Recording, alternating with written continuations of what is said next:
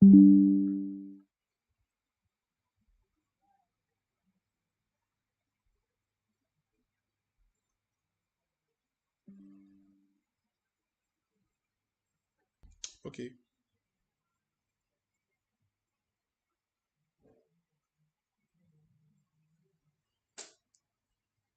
Okay, I don't know if you guys can hear me,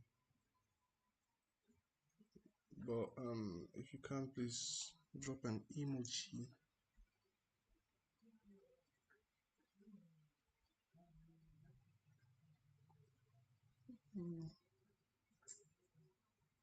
Okay, I don't know if you guys can hear me.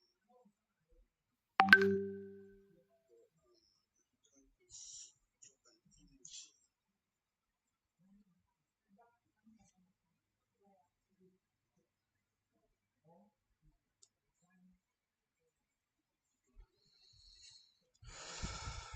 Perfect. So we're going to start now, and I already noticed that there's a lag between when I speak and when it goes on the live.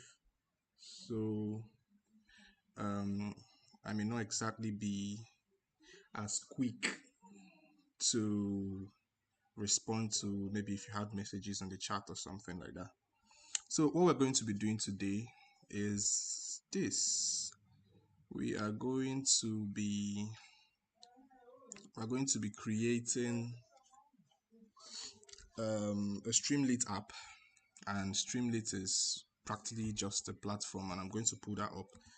Streamlit is a platform where data scientists go to usually like to host their app. Maybe you have an app and you want to some people asked me the question at some point back, like towards when we were ending our program. They were like, oh, if you want to uh host your app, okay, I've made my model now. I've made like the best model I could think of this. For example, maybe the model where we built recommender system.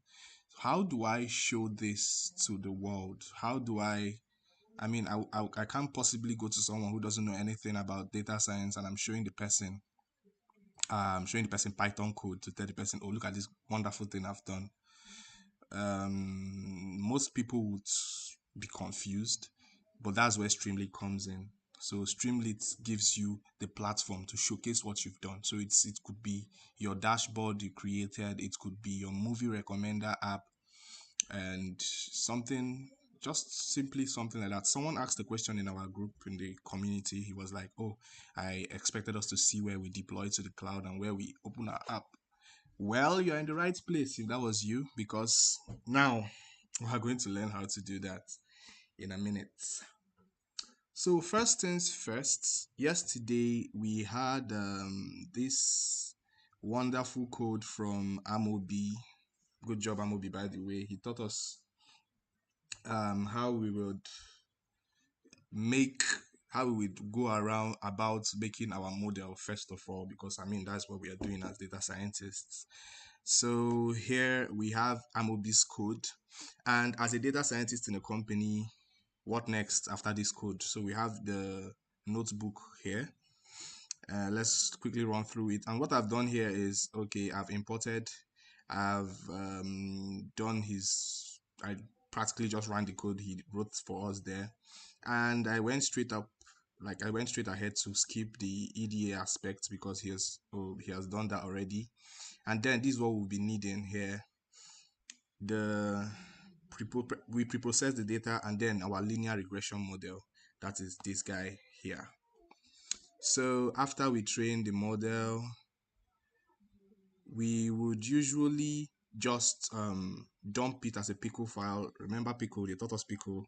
We'll dump the pickle file, download it, and just keep that in mind that you just dump the pickle file, download it, and I'll show you where we'll use it later.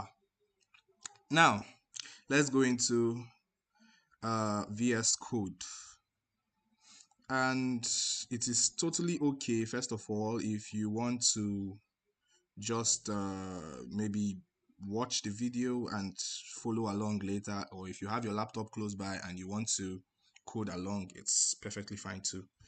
But I would also I'll try to recommend maybe you focus and see what we're doing. Since the video will be available to you, you could always go back and implement what we have. And okay, first you go in your file. What I want you to do in your file is to create a folder. You see, I named my own folder Kali Housing, Kali_housing, and in that folder, you should put that Jupyter source file. It's not necessary it's there, but I mean, we're going to be pushing to GitHub. It's important we show people what we proof that this model was actually made by us. So all you need is your California real, and for the sake, I was thinking of maybe doing a whole new folder so you walk around, but I mean it's cool. So let's go back, let me do that. Let's create a new folder. I'll do that in desktop here, new folder, and I'll create Kali YouTube. That is this guy, and let's pin it, so pin it to quick access.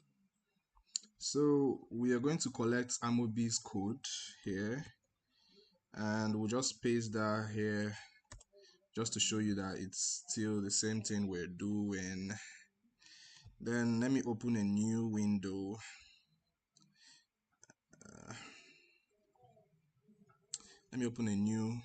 I'll go back to the other one, but I just want to show you that there's nothing special I've done already.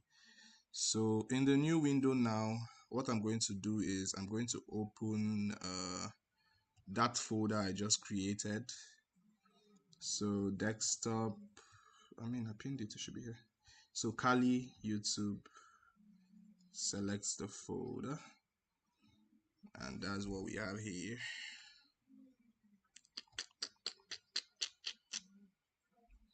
So boom, we have Amobi's code again. Yay. So next thing we do is I want you to go ahead and create this app.py, because app.py, if you had done front-end development, you know where you have your index.html, or you know where you have your react. Maybe you're doing react.js. React.js, I think it was also app.js or so we called it, but app.jsx, something like that. But app.py is basically what Streamlit is going to be looking at for your front end. So anything you pass into app.py is what Streamlit is going to give you back. Okay, and then the next thing you would need is this guy, requirements.txt. Now I would explain requirement.txt shortly, but just for now, know it's important. Requirements.txt is practically what you would use, is where they tell you, oh, I'm going to you're going to install, you remember all those your import statements where you like import NumPy, import pandas, import all of that. So Streamlit actually needs you to tell it beforehand the things it needs to import for your app to run properly. So if you use NumPy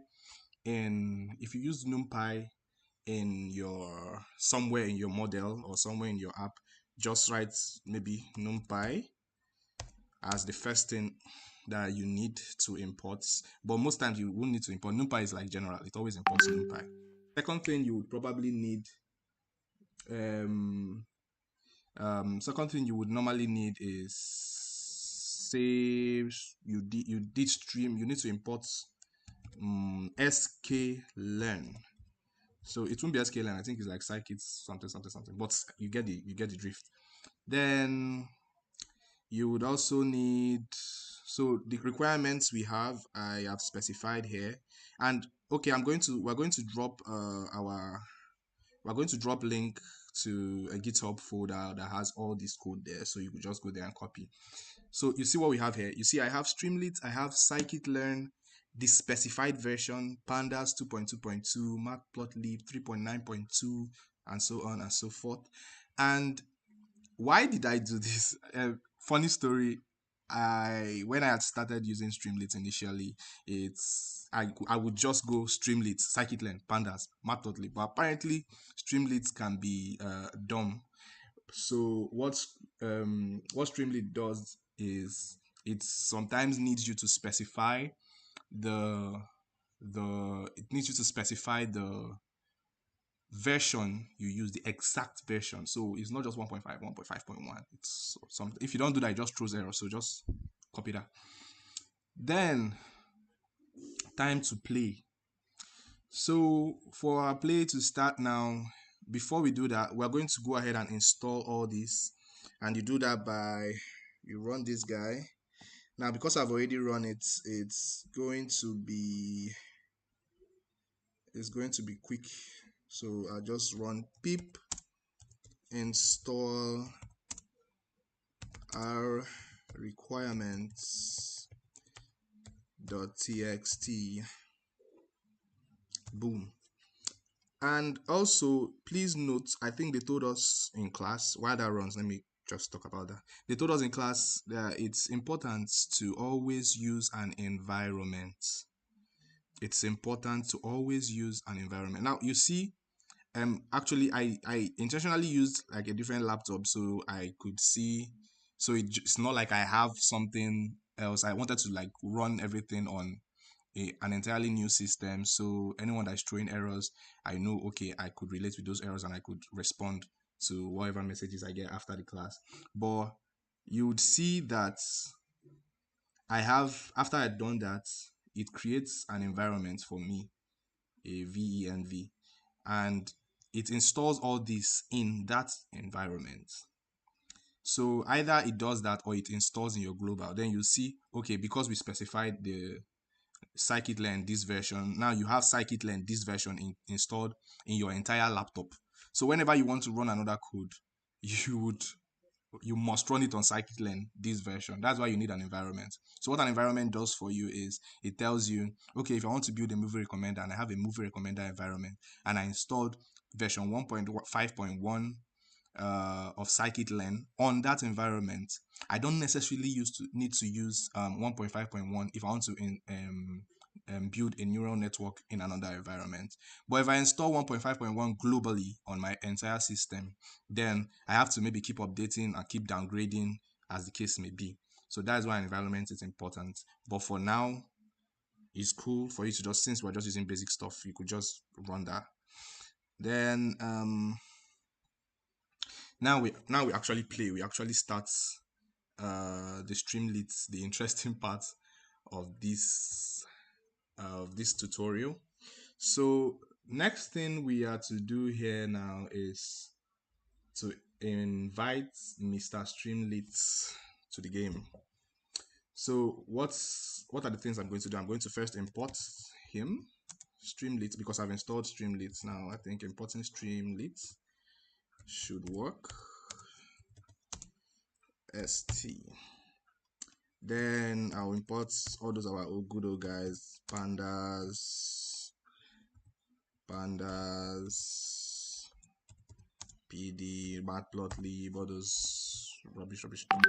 So I'm just going to go ahead and copy that from my GitHub because it's a lot of import statements. Let me just look for it. Oh, wait there. So, okay. So yeah, these are my imports, guys. So I just went to copy that because it will take me a lot of time to just start doing that again.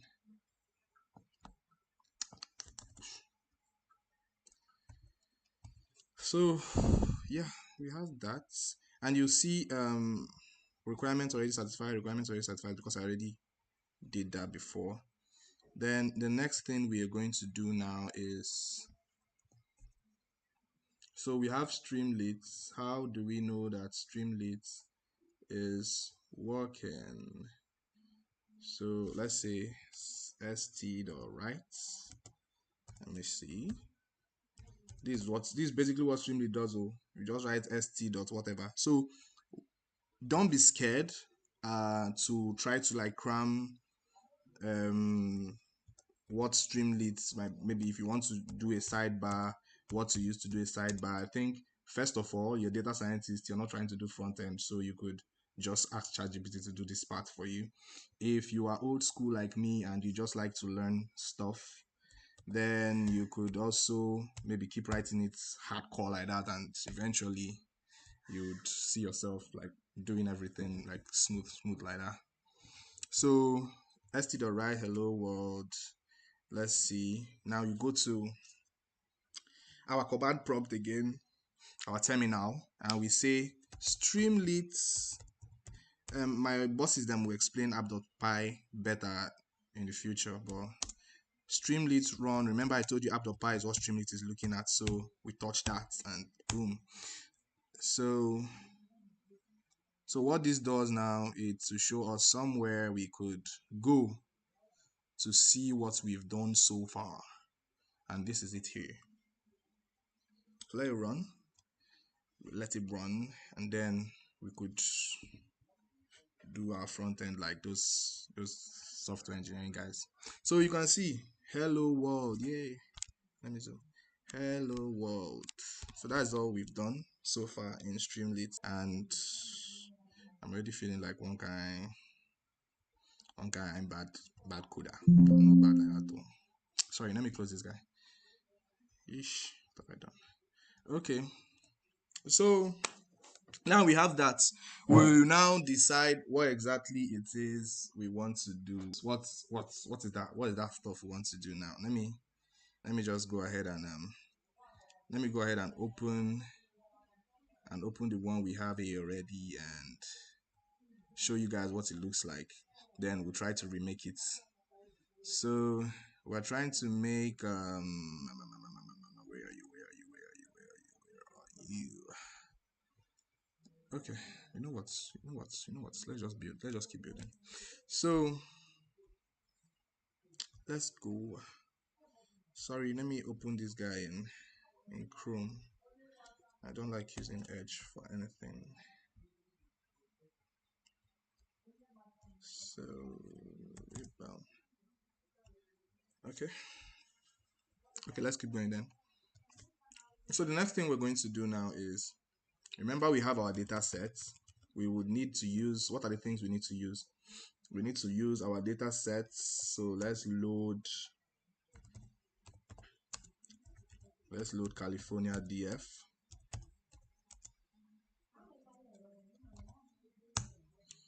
So to do that, we call it California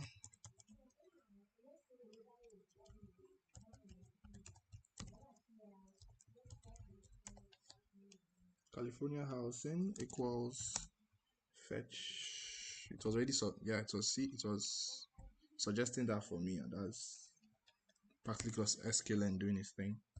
So just like we had there, just like we have here, California housing is fetch California housing X and Y. Good. So listen up, please. We know that our targets here, our Y is, we know that our Y is median house value. That's what we're trying to predict, because remember the aim of what the app we're trying to build here is, we're trying to say, oh, if I'm trying to move to California, I want this app to tell me maybe when I select some certain things as to where I'm trying to move to. If I say, oh, I'm trying to move to Faithful Estates house 4, maybe block 4, and maybe in that whole block there are like 10 houses. I'm saying, okay, I want to live in Faithful Estate, I want to live in block 4, and I want to know how much houses are in that area. So what our app is trying to do is, when someone comes, when he selects, it could be block 4. Remember we had different variables here. We had house age, so average rooms. I want a 6-bedroom flat. I want a population of less than 100. I want the average occupants to be 2. The occupation, I want latitude of this, longitude of this. These are really specific, so we'll skip them and stuff like that. It will predict the price of the house based on the input you give it. And remember, we have things that could impact that. It's not everything that will tell you how much a house could be. I don't think longitude and latitude is going to give you enough information about the price of the house you want to move to. So there's only certain things that could actually affect that price. So things like from this heat map Amobi did for us, you could notice that the ones closer to red are the ones that have higher impact on the median house value, and these are the median income, house age, and average rooms. So I mean, it's sensible enough to know that the income of people, the median income of people living in an area affects the house range within that area. So if you're saying Lekki, if you're saying Banana Island, you're like, okay, the median income of people living in Banana Island is this. They are earning to maybe 200 million per month or something. Then the age of people in the house too. I mean, you won't have two teenagers living in a house in Banana Island. You could see that maybe the ages of people living in Banana Island, or the age of the house itself. It could not even be the age of the people, of the occupants. It could be the age of the house. Maybe this house is new, this house is old. So age does a good thing in recommending house prices, and the average rooms. So obviously, I think this is like the biggest factor, if not one of the biggest factors. You could say a 3-bedroom flat obviously is going to be more costly than a self-con.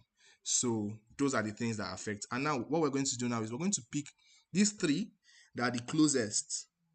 You see these three: median income, house age, and average rooms. And we're going to build our model. We're going to build, I mean, we've already built a model, obviously. We're going to build our app on these three. So when someone comes, the person selects the house age, the person selects average rooms, and then we say, boom, this is your house price. So if you don't have it, check another place. If you have it, keep going. You can go and so that all these Lagos agents will not share wine you. So the next thing, let's see. So our x values is not going to be, you see here, Amobi chooses x values to be everything. Where did he do that? So he did pd.data frame every single thing. But what I'm going to do now is, what did I say I needed? I said I needed, okay, let's first open here. So I say I want my x to be equal to PD. I like Google Meet, so somebody would have been calling everything sharp for me now. PD.data frame. Then California, I think. Yeah, California housing. Then I want the data from California housing. And then I will specify the columns I want. So columns I want are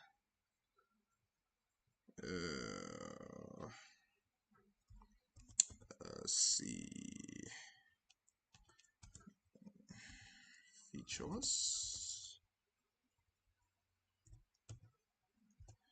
I want from the feature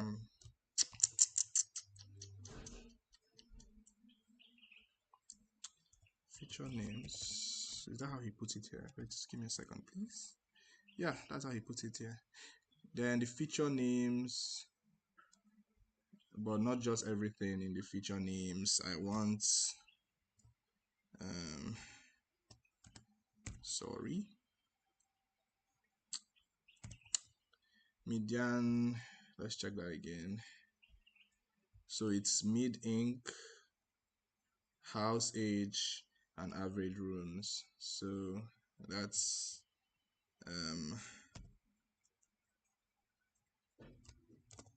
median income,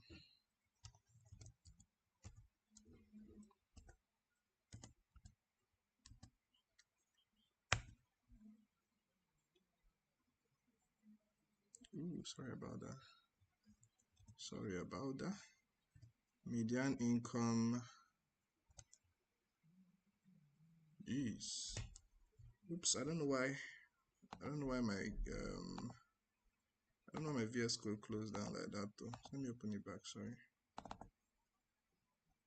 Sheesh.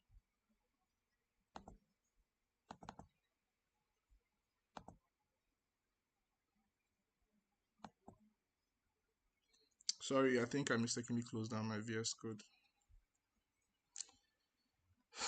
Oof. Okay, so I was at median income.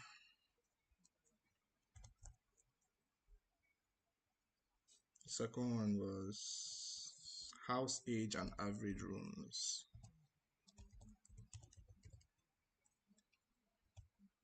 House age. And the next one is average rooms.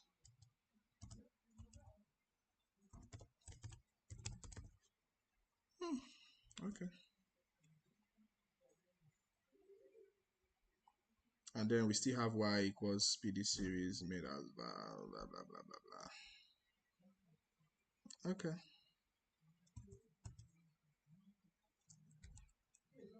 So now let's go ahead now, and since we have this, I already designed. You would take your time maybe to go to there's sometimes there's templates. If you go on Streamlit, you will see different templates of things you could maybe use for. So there's like sliders, there's these bar charts, there's calendars and different things like that. So you could just play around with it, and when you play around with it, you choose what's what beautiful thing you want to use. So you could choose a slider, you could choose a sidebar, and this is just what I did.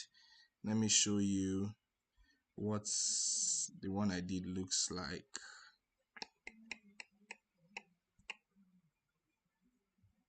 So let me copy mine.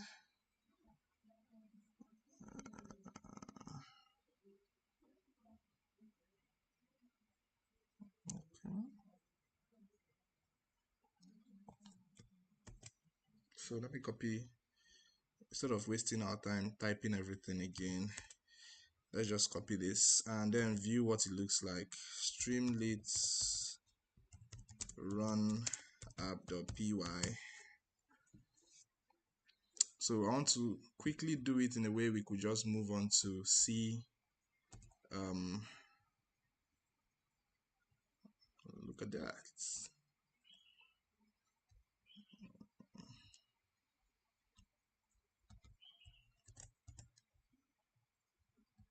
So we could just move on and see how to push this to GitHub and launch and everything.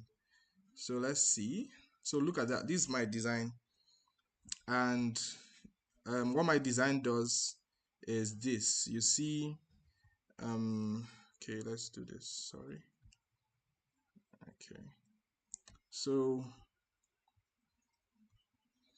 here you see we have set page config, page title. So why I did that was so that we have this title here. This title here shows DN housing. You know how you see how ChatGPT own is ChatGPT. This one is California Real IPS. So to make it beautiful, you just put like a title, you put an icon. I used an emoji for my icon. So I used an emoji, and then this is my icon, this is my title, and with the icon too, page icon, this and all. And then it took me a while to actually like design this. So some people actually need maybe UI UX designers and all. So it takes a little time. Just decide what you want it to look like, and then keep maybe asking ChatGPT, or keep going through just trial and error, trying to see what looks beautiful. Just basically just be creative with it. That's the good thing coding does for us. Gives you those powers to do whatever you want. There's no rules. So next thing is this is what our input is going to be. Remember I told you we're trying to predict a house price. We're trying to predict the house price based on the income, the house age, and the average rooms. So that person now comes to your app and he says, I want to know how much house is going to be. He's going to slide here and say, oh, I want the median income of people in the house to be, and this is I think this is in thousands of dollars or so, maybe I think tens of thousands of dollars, $60,000. I want the housing median age to be 22, 20. I want it to have average of 27 rooms. I don't know why anybody need 21 rooms in their house. Then it should predict. But we've not yet put our what is it called, model in it, so it's not doing any prediction, as you can see. So which is what we're going to do now. So going further, what you'd now do is this. What I did was I rather than copy in the model like that, since he ran his model on everything, usually you run it on half. This is where you would use your pico. So let me just get the whole thing and explain it to you. So this is where you would usually use this is where your pico will come in. Your pico comes in here.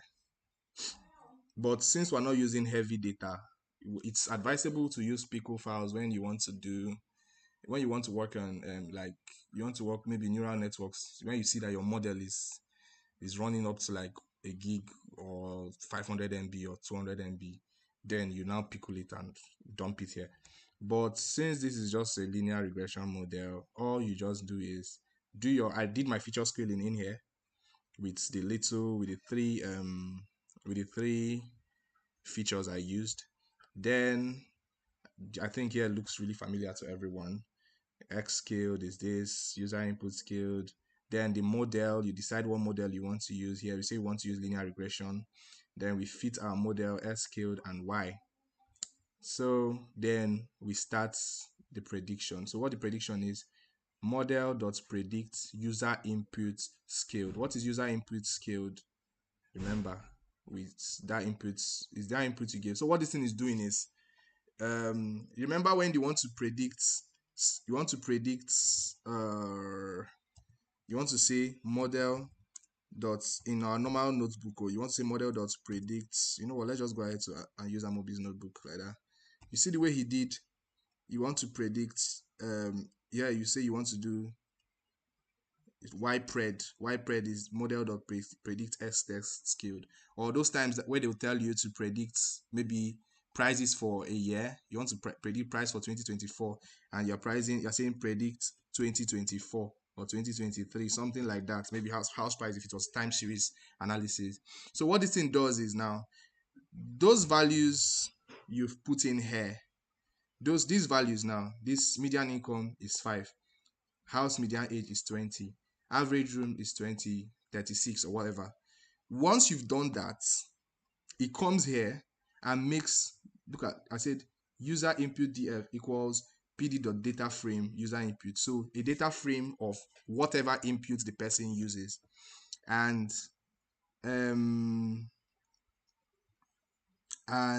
it comes here, and when you say model.predict that guy, it predicts, it uses user input scaled, it uses the data frame of whatever the person uses as input, and then makes the prediction and then displays your prediction here. This is what I just use this function to add $sign and round it off to the nearest 1,000. So this part, I know, should be like the most confusing part in everything we're going to do today, but trust the process. Just understand, look through this. When I drop the code when I drop the GitHub link, go through this code again, look at it, calm down and look at it and actually see the reason behind what they're doing and why they're doing what they're doing. Recall from maybe previous classes, previous models you've done, you see that it's pretty straightforward. So with that, let's run and see what it looks like. So we run, look at that. So this is what it looks like now. So if I come here, if I say if I reduce this, you see that prediction has reduced as median income is reducing. It will not be as accurate because remember we are using linear regression, and linear regression in this type of data set, you see that it did not perform well when Amobi did the presentation. It's had like an RMSE of like 0.8 or something, so it wasn't performing really good. Then the next thing here is, so as you play with that, it just keeps going up, going down. See, 0 because I mean nobody's building any house with 71 rooms, obviously. And that's it. That's practically what this has done for us. So with this, you've seen we've seen what you need. I just saw a question quickly. Someone said, do we need to register Streamlit account before proceeding, or is it not necessary? So before doing this part we're doing now, you don't exactly need a Streamlit account. But when it is time to deploy, you can deploy as quick as this, as quick as clicking that button there. That's how quick it is to deploy. When it's time to deploy, you do need a Streamlit account because it's going to be hosted on Streamlit. So your website is going to be hosted on Streamlit. It's just like how you have your Hostinger, how you have your GitHub pages, how you have Netlify, or I don't know, AWS, anywhere people host their website. So since you're going to be using their community cloud to host your website, you do have to have an account with them. And I would recommend everyone does that today, maybe as you're doing everything. So I just added this one to show you that there is no rules for anything. I added feature distribution, and this was done by ChatGPT. This part, I just pasted my whole code in ChatGPT and said, "Oh, help me like add some other beautiful stuff." And for those that are maybe more tech savvy, I could add pair plots to show people my pair plot. Like, if I want to actually maybe present this to a technical team or something like that, then I could add these other things. Then we would now move forward to, please, questions on this section can come in now because we're going to move into how to push it to GitHub. So while I start how to push it to GitHub, I would be looking at the chat to see any questions. If I see any questions concerning this area, I would go back and I'll answer them. So let's move on. So for GitHub, GitHub is not new. I don't think GitHub is new to anybody here. We are all GitHub people. So what we need to do first is to push. If we want to host Streamlit, I don't know the collabo they have with GitHub people, but before you deploy your apps on Streamlit, you could just connect straight up from GitHub and deploy. And it's the same like that with Heroku. It's the same like that with Netlify. So GitHub is just really, really, really good for deployment and for collaboration.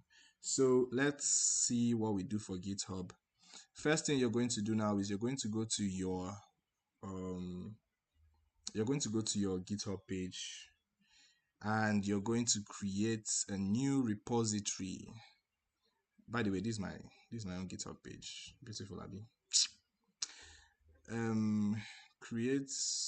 I'm having network issues. Create a new repository. So I will call.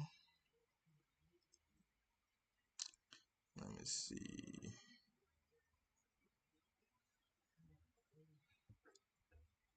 What's going on? So I will call my repository data nets day 2 YouTube. So let me just call it that. So you can name it whatever you want. You can name it Streamlit California dataset or something.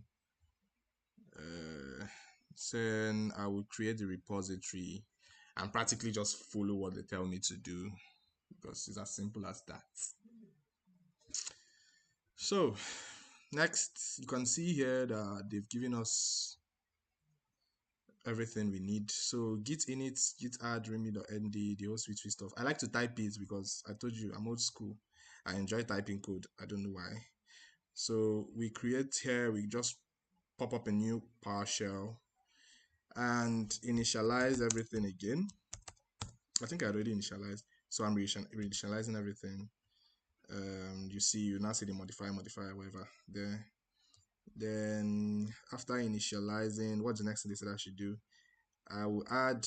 I'm not adding readme.md because you probably will have your own readme.md already, so I'm just going to leave that as is. I'm going to add every other thing. The code for adding everything on Git is git add full stop. Full stop means all.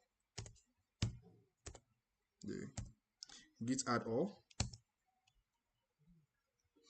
I saw a question that said, is Streamlit account free or premium? It is free. So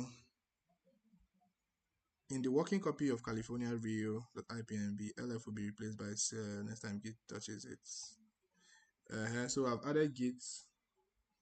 Then the next thing we're going to do is, what did they say we should do next? Git commit m, first commit, obviously. Git commit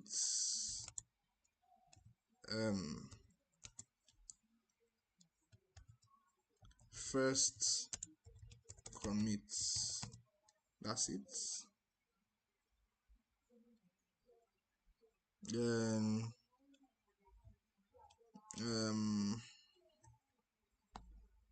let's see. Let's copy because I'm tired of typing.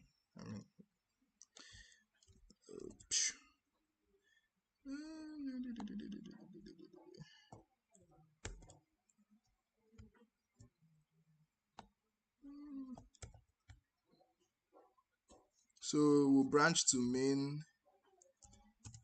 and then we remote add origin. That was what I actually needed to copy because it's taking a long time. Legit, it's taking a lot of my time.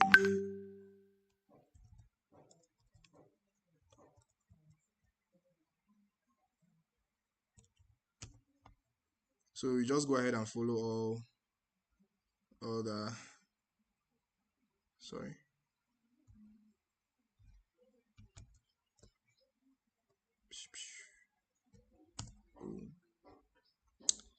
Okay, I already did that. Sorry, I forgot I already did this.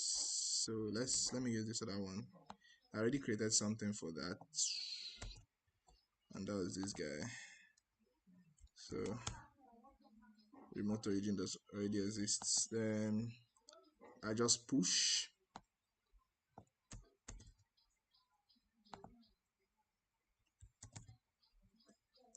and that is all to push it to your GitHub. Remember, if you're using VS Code, you need to log into your GitHub. You do that somewhere here, and yeah, that's practically it. With this, you've pushed to GitHub, and let's go back to GitHub and see if that works. You go back to what you created, you refresh, and everything should be jiggy.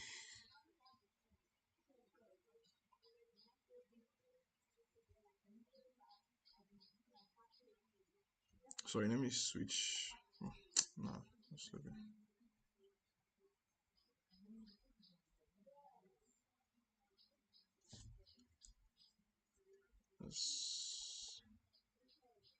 My network comes anytime soon.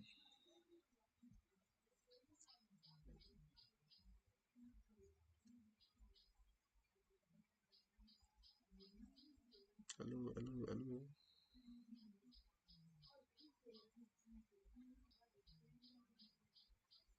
Sorry, I don't know why. I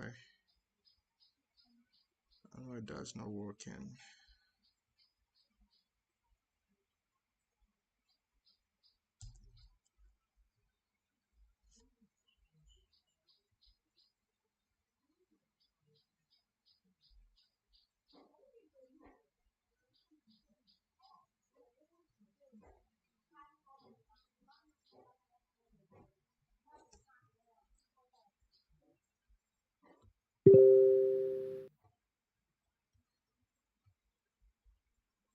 So I need to check why it didn't push. So shade header, sorry, let me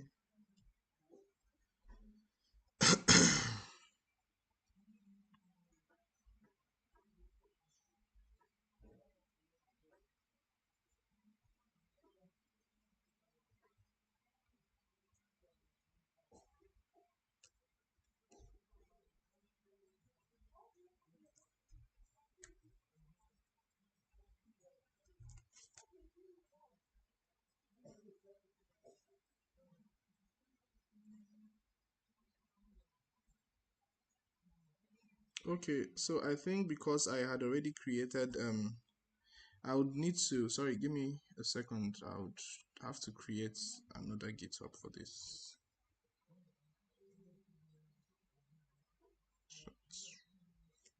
One sec.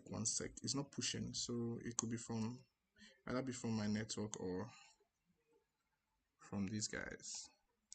So I would push that real quick.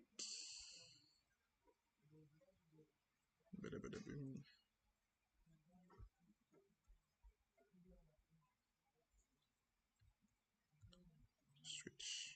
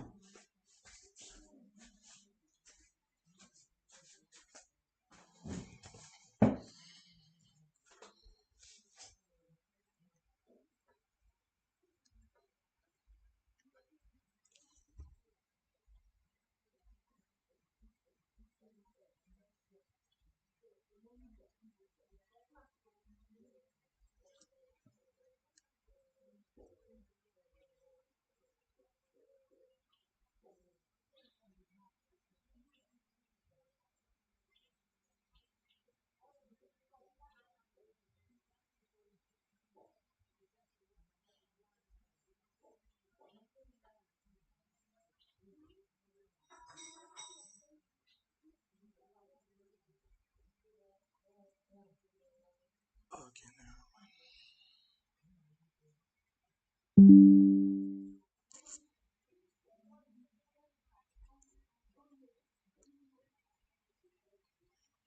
Okay, let's try that again.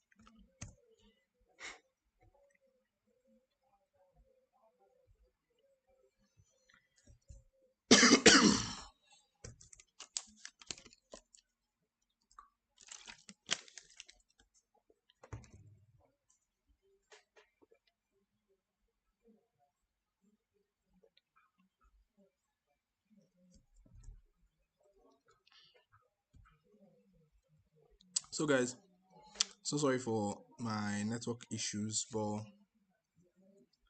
this everything here should work perfectly for you if you followed what I've been doing so far. So just to be clear, let me open the other window and just do everything in there again. New window. Let me open the other window we created before, and I'll push that instead. So I have Kali, I think this Kali. Sorry, I'm just going to quickly give me a second, please. I'm going to okay. Let's open Kali YT, and I copy everything in there and push that to GitHub instead. I think it's my network that's giving that problem, or I messed up the environment some way. So let's copy app.py again. CA app.py. Then requirements.txt, copy that too. And that's basically all we need to do. A C and requirement.txt, paste. So save that, open our terminal. Then we'll run our entire GitHub code again. Sorry, we can put this up side by side so I can see quickly. Bismillah.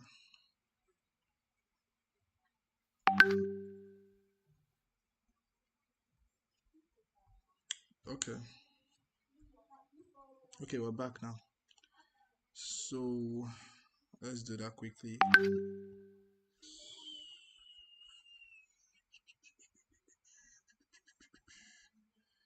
So we initialize Git here. Patience. Okay, we're in the right place now. Git add all. Git commit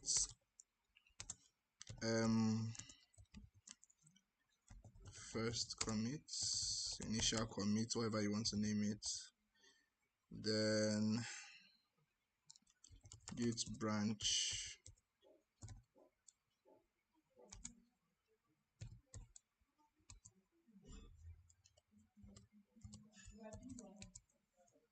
main. We branch to main.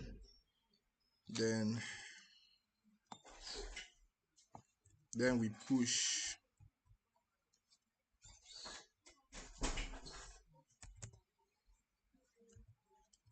So we push git push.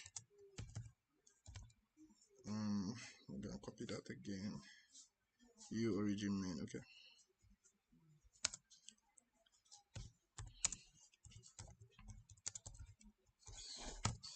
This should work.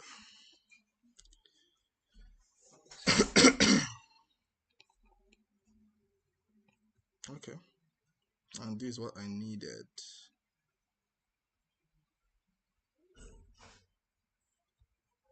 So GitHub sends you an authentication, and once you accept that, that's all. Okay.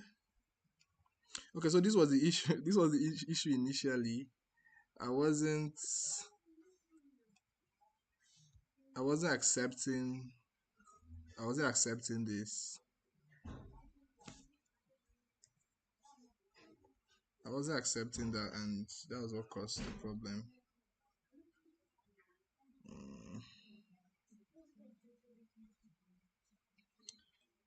Could this be a GitHub problem? I think GitHub server is having issues.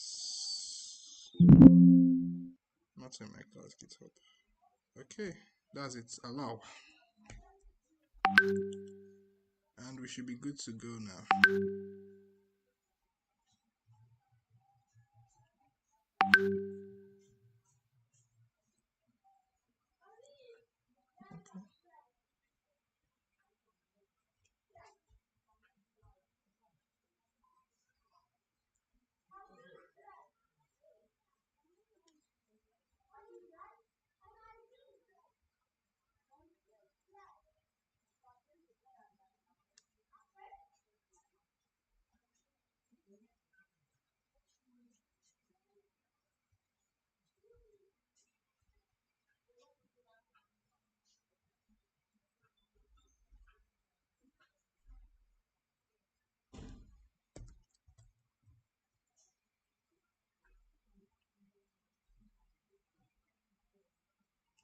Okay.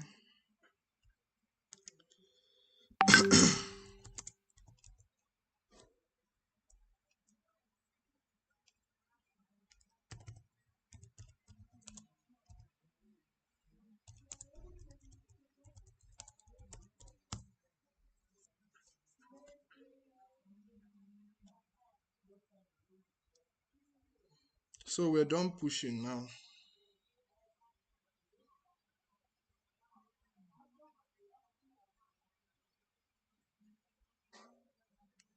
And if we go to our GitHub, we should, sorry for the network and timeout. I don't know what exactly that was, but our network is back now. And our repository has been updated too.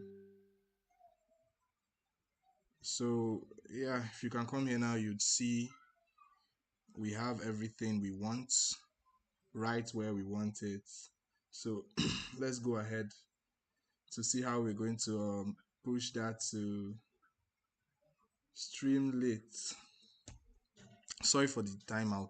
I got a lot of complaints. People were saying that they got logged off.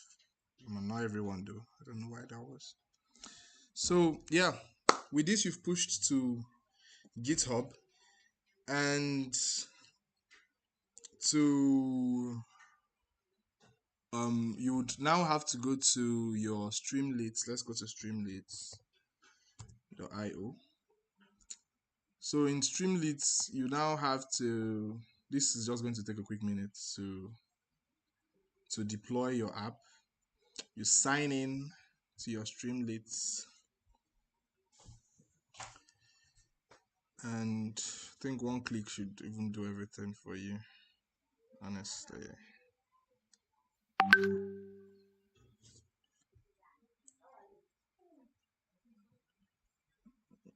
Continue to sign in.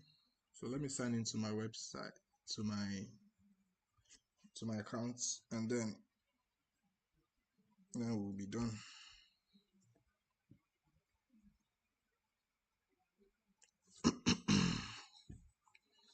So at some point in your signing up process for Streamlit, they would ask you to connect your GitHub. So if you have your Streamlit and your GitHub connected, then that's all you need to do. Here you go to create app. Do you already have an app? Yep, I have an app, and I'm going to be picking from my GitHub repo. You see, because I have my GitHub connected, I have all the apps I've ever created here. And what was the name of that one again? Day 2. You'll see we have day 2 here, and the branch is main. It's main, and app.py. That's what it's going to look at, and this is what is going to be the URL. You can change this, so I could say is day 2 Kali. I'm going to delete this eventually because okay, I can't have underscore, I can have dash though. Day 2 Kali.streamlit.app. That's what my domain name is going to be. Then I deploy. As simple as that. Hopefully it throws no error though. But let's keep going. I'm positive it won't throw any error though.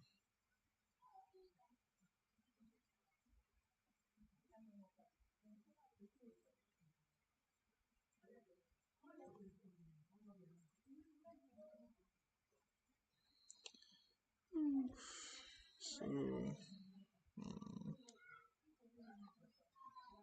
okay, it should work. So Streamlit does its cooking, and I'm going to paste the link to the app. You see that it's actually live. You could join, you could view the app, I mean right now, if you decided to. So I've copied that. If you can view it here, you could, if you can see this, if you go to this link right now, you'll be able to access this app. So day2-kali.streamlit.app. So if you can go to this domain, you would be able to access this app, and that's everything. That's all. You have nothing more to do other than this. And yeah, Miracle asked if the video will be accessible after live for us to follow through. Yes, it will be. So I'm going to drop this link in our data nets chat, so anyone who cares to go through it could go through, and then you could bring in your questions now. I'll be happy to answer anyone. And other than that, we are done. It was a quick class, just 1 hour. I'm happy we were able to do, even though we had a little network issues at the start of the class and somewhere in between when GitHub decided to crash their network for us. But then this is pretty much everything you need to prove. This is the evidence you need. Someone says, "Oh, show me what you've done." If you could see, I have other apps here. I have something for the movie recommender that I'll be happy to share if anyone wants that. But let me show you what I have here. You see the movie recommender we even did the other day. Things like that. So you could just play around play around with your Streamlits, play around with GitHub, build. It could be funny stuff, it could be anything.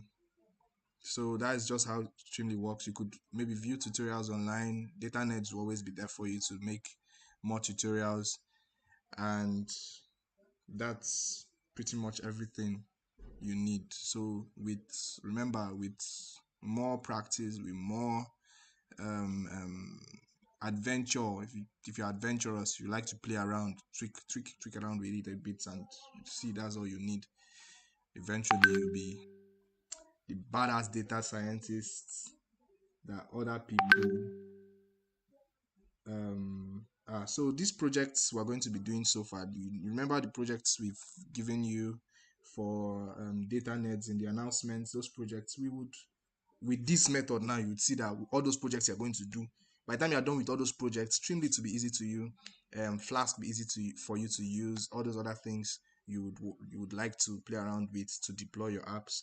This is practically all you need. So if you choose Streamlit, I'm there for you. If you choose any other thing, other people are there for you. And thank you all for coming to today's class, and we would be happy to respond in any way you need. The class, I would end the stream now, and that is all.